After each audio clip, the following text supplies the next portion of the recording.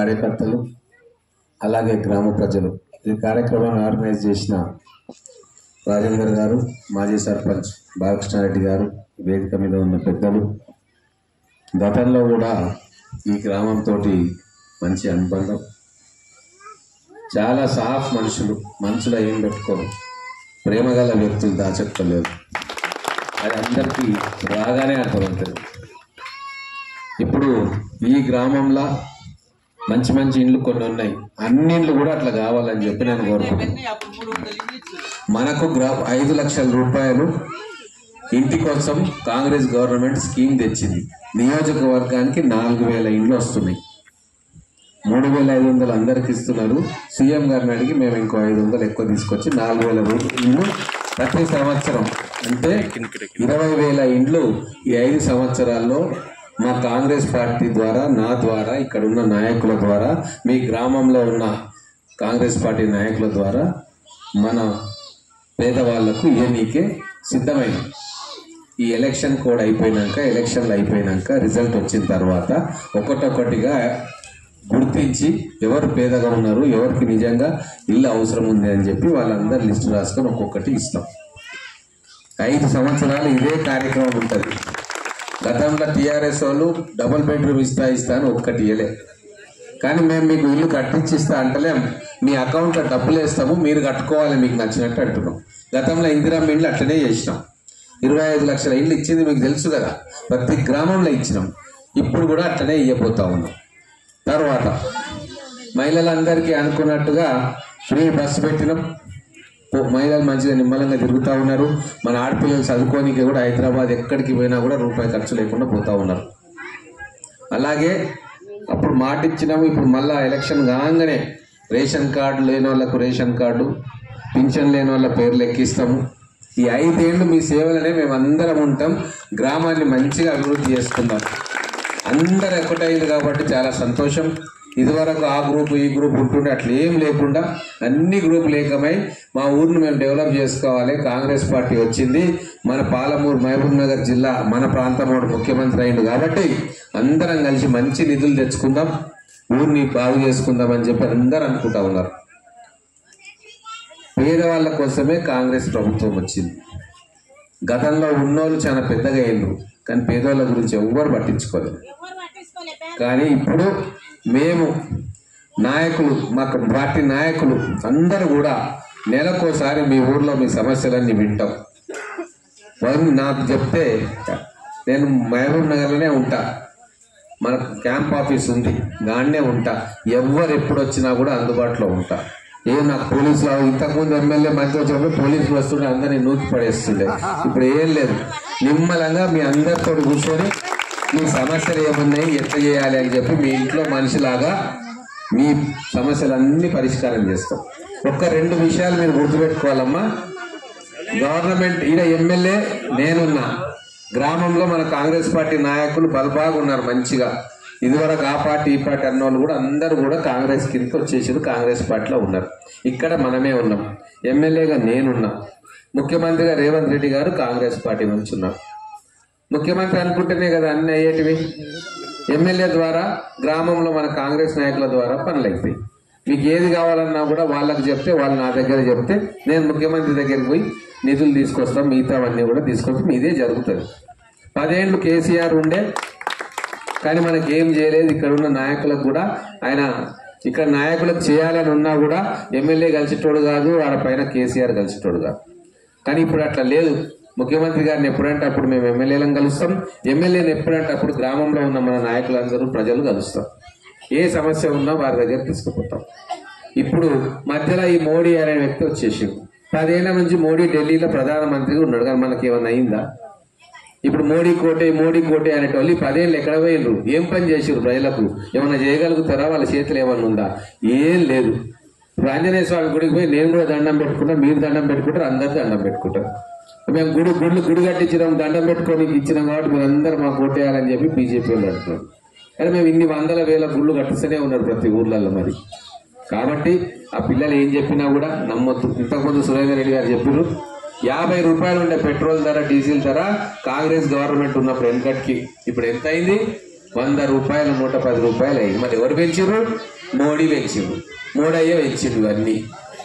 మేము కాంగ్రెస్ ఉన్నప్పుడు, సోనియా గాంధీ గారు ఉన్నప్పుడు అధికారంలో 50 రూపాయలు. ఉపాధి హామీ పథకం మీరు అందరు పోతున్నారా? ఇదన్నీ ఎవరు తెచ్చింది? ఉపాధి హామీ పథకం సోనియమ్మ ఇచ్చింది, కాంగ్రెస్ పార్టీ ఇచ్చింది. ఆ రోజు కరువు పరిస్థితులల్లా తినడానికి కూడా చాలా మందికి పేదోళ్ళకి తిండి లేకుంటే ఇట్లా కాదు, మనకు పెద్దోళ్ళు అవుతున్నారు, చిన్నోళ్ళకు 3 పూటల తిండి దొరకలేదని చెప్పి 100 రోజులు ఆ పేదోళ్ళకు పని కల్పించాలి ప్రతి గ్రామంలో అని చెప్పి గ్రామీణ ఉపాధి హామీ పథకం ఆ రోజు ప్రవేశపెడితే అందరూ కూడా 100 రూపాయలు పోయి 2 గంటలు పనిచేసి వస్తే 100 రూపాయలు ఇంటికి వస్తే ఆ రోజు కలో గంజో దాగి ప్రాణాలు నిలుపుకున్న సందర్భం 10 ఏళ్ల క్రితం సంగతి చెప్తున్నా. మళ్ళా వీళ్ళు ఏం చేసిర్రు? ఆ ఉపాధి హామీని కూడా తూట్లు పెట్టిరు. మళ్ళీ ఇప్పుడు మన కాంగ్రెస్ గవర్నమెంట్ వచ్చి ఏమంటుందంటే 150 రోజులకు పని ఇస్తాం గ్రామాలలో. ఇప్పుడు దాన్ని 400 రూపాయలు చేయాలని చెప్పి చేస్తాం. ప్రభుత్వంలో వస్తే మీరు ఎంపీలను గెలిపిస్తే 400 రూపాయలు చేయని నిర్ణయం తీసుకున్నాం. అంటే ఇవన్నీ చిన్న చిన్న సమస్యలు ప్రతి గ్రామంలో ఉంటాయి. కుటుంబంలో సమస్యలు అంటే గ్రామంలో కూడా ఉంటాయి. ఒక్కరు పరిష్కారం మేము మీకు అందుబాటులో ఉంటాం, అన్ని సమస్యలను కూడా పరిష్కారం చేస్తాం. ఏ ఇబ్బంది ఉన్నా సరే మేము మీకు ఉంటాం, మిమ్మల్ని కాపాడుకుంటాం. రాబోయే రోజుల్లో ఈ ఎంపీ ఎలక్షన్లలో మీరు చేయి గుర్తుకు పెద్ద మెజార్టీ ఇచ్చారు. వాస్తవంగా మేము అనుకోలే అసెంబ్లీ ఎలక్షన్లలో, ఎందుకంటే నాయకులు ఒకరు ఆ పార్టీలు ఈ పార్టీలు మన గ్రామం కానీ ఏకధాటిగా వచ్చి బ్రహ్మాండంగా భారీ మెజార్టీ అన్వాడ గ్రామాలలో అన్నిట్లో కూడా మొదటి 1-2 ప్లేస్ దాచకపల్లి కాంగ్రెస్ పార్టీ.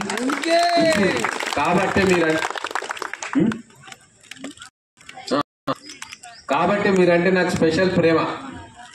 ఖచ్చితంగా అన్ని ఊర్లకు ఇచ్చిన దానికంటే ఒకటి ఎక్కువే ఈ ఊర్లో ఇవ్వాలి, మంచిగా చూసుకోవాలి. కొద్దిగా కూడా ఉంది, కష్టపడుతున్నారు మనుషులు, నాకు అర్థమైంది. మళ్ళీ ఈ గ్రామాలకు వస్తా, మీకు ఏమి ఉన్నా కూడా మాకు చెప్పండి. ఇంకో విషయం, రైతులే కదా అందరు ఇక్కడ ఉన్నది, క్రాప్ లో అందరి పేర్ల మీద ఉన్నాయి కదా. 2 లక్షల రూపాయల మాఫీ 15 ఆగస్టు లోపల జరుగుతుంది. ముఖ్యమంత్రి గారు స్వయంగా చెప్పిండ్రు. రేవంత్ రెడ్డి అనేటువంటి కేసీఆర్ లెక్క కాదు, పుట్టిగానే పోయి మాటలు చెప్పేటోడు కాదు. ఏదైనా చెప్తే చేస్తాడు, ఏం చెప్పినా కూడా చేస్తాడు, చేసేదే చెప్తాడు. ఖచ్చితంగా 5-6 నెలలు అన్ని సమకూర్చుకున్నాడు. తెచ్చుకోవాలంటే మనం ఏం చేయాలి? ఇసుక తెచ్చుకోవాలి, కంకర తెచ్చుకోవాలి, సిమెంట్ తెచ్చుకోవాలి, స్టీల్ తెచ్చుకొని జమ చేసుకొని తర్వాత పూజ చేస్తాం. హనుమంతుల లక్షణం అంతే కదా. కేసీఆర్ అంటాడు ఏం లేదు, రాత్రి పొద్దున చేసేది లేదు, పాడలేదు. దళిత బంధు ఇస్తా అని ఇచ్చిండా? అందరికి డబుల్ బెడ్రూమ్ అని ఇచ్చిండా? ఉద్యోగాలు ఇచ్చిండా? ఇయ్యలే. ఆయన ఏదైనా మాట్లాడతారు, కానీ కాంగ్రెస్ మాట్లాడినా రేవంత్ రెడ్డి గారు మాట్లాడినా ఆలోచించి మాట్లాడతారు. అందుకే సిమెంట్, స్టీల్ ఇంకా అన్ని తీసుకొచ్చి రెడీ చేసిండు. 4-5 పట్టింది. ఆయనకు ధైర్యం వచ్చి నేను ఇయ్యగలుగుతా, మా వాళ్ళకు చేయగలుగుతా అని చెప్పి రుణమాఫీ చేస్తా 15 ఆగస్టు లోపల అని చెప్పి అనౌన్స్మెంట్ చేసిండు. 15 ఆగస్టు లోపల మన ఎన్నికల తర్వాత ఒక్కొక్కరికి రుణమాఫీ అవుతుంది.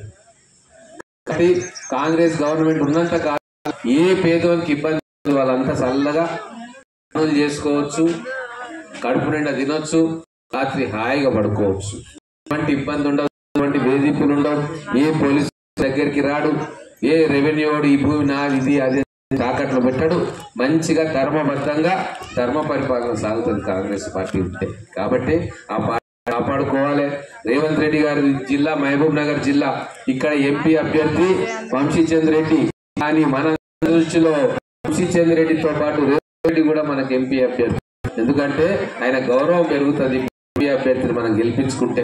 మేమందరం ధైర్యంగా మా దాచకపల్లి ఈ సమస్య ఉంది, మాకు ఫండ్స్ కావాలి, ప్రాజెక్టులు కావాలి, దీనిలో ఎక్కువ కావాలనికే మాకు ధైర్యంగా ఉంటుంది గట్టిగా ఓట్లు ఇచ్చి మన ఎంపీ గెలిపించుకుంటే. కాబట్టి ఎట్లాగూ మీరందరూ చేస్తారని తెలుసు. గతంలో వచ్చిన మెజార్టీ కంటే కూడా ఎక్కువ మెజార్టీ రావాలి. ఎందుకంటే ఇదివరకు ఆ పార్టీలో ఉన్న నాయకులు కూడా అందరూ కూడా కాంగ్రెస్ పార్టీకి వచ్చిండ్రు. మన సర్పంచ్ గారు కూడా అందరు కలిసి ఊరందరూ కూడా ఏకతాటి మీద ఉండండి.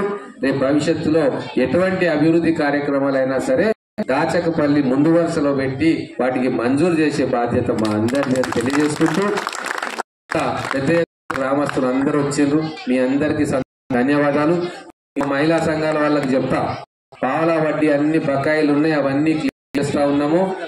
రాబోయే రోజుల్లో ప్రతి మహిళా సంఘానికి మెల్లమెల్లగా వాళ్ళ లిమిట్ పెంచుకుంటూ పోయి, ఇప్పుడు 10 లక్షలు ఉన్నది 15 లక్షలు, 15 లక్షలు ఉన్నది 20 లక్షలు, ఇట్లా పెంచుకుంటూ పోయి 5 ఏళ్ల కాలంలో ప్రతి మహిళా సంఘము ₹1 కోట్ల లోన్ వచ్చేటట్టుగా మేము ప్రణాళికలు చేస్తా ఉన్నాము. ఇప్పుడు ఎంతమ్మా? 10 లక్షలా 15 లక్షల సంఘానికి 10 దాన్ని పెంచుతున్నాం. మెల్లగా మెల్లగా పెంచి నిన్ననే ముఖ్యమంత్రి గారు అనౌన్స్ చేసి ₹1 తిని పెంచుతాం. మహిళలు చక్కగా ఉండాలి, లోన్ తీసుకొని వాటిని చేసుకుంటూ ఆర్థిక పైకి తీసుకురావాలి అని చెప్పి ఆ బాధ్యత మహిళల మీద పెట్టి, అలాగే యువకులకు ఉద్యోగాలు వస్తాయి. క్రాప్ లోన్లు చేస్తాం మన రైతన్నల కోసం. తర్వాత ఇక్కడ ముదిరాజులు ఉంటే బి నుంచి బీసీకు మారుస్తూ పని ఎస్సీ వర్గీకరణ కూడా దాని మంచి భావించి అన్ని వర్గాల ప్రజలు కూడా మేము న్యాయం చేస్తాం.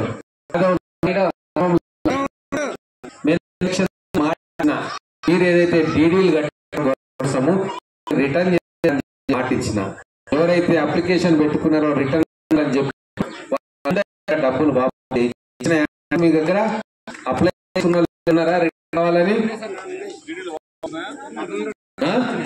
వచ్చినాయి కదా? అప్లై చేసుకునే వాళ్ళు అప్లై చేసుకోండి. అప్లై చేసుకుంటేనే చూసి మీ అకౌంట్ వెరిఫై చేసి మీ అకౌంట్ మీ అకౌంట్ అటే పోతాయి. అందుకే జాగ్రత్తగా చేసి ఇస్తున్నారు. అప్లై చేసుకున్న వాళ్ళందరినీ కూడా రిటర్న్ చేయించినాం. ఇట్లా కాంగ్రెస్ పార్టీ కానీ మేము కానీ మాట మీద నిలబడతాం, లేకుంటే మాట ఇయ్యం. ఇప్పుడు వాగ్దానం చేసినవన్నీ మేము ఖచ్చితంగా మీకు తీరుస్తాము. మన గ్రామాన్ని విలేజ్ గా చేసుకోవడానికి అన్ని రకాలుగా నేను మీకు సహాయశక్తులా అండగా ఉంటాను తెలియజేసుకుంటూ, ఈ కార్యక్రమానికి ఇంత పెద్దగా వచ్చిన గ్రామ ప్రజలకు, కాంగ్రెస్ పార్టీ నాయకులకు, కార్యకర్తలకు అందరికీ కూడా చేతులెత్తి నమస్కారం చేస్తూ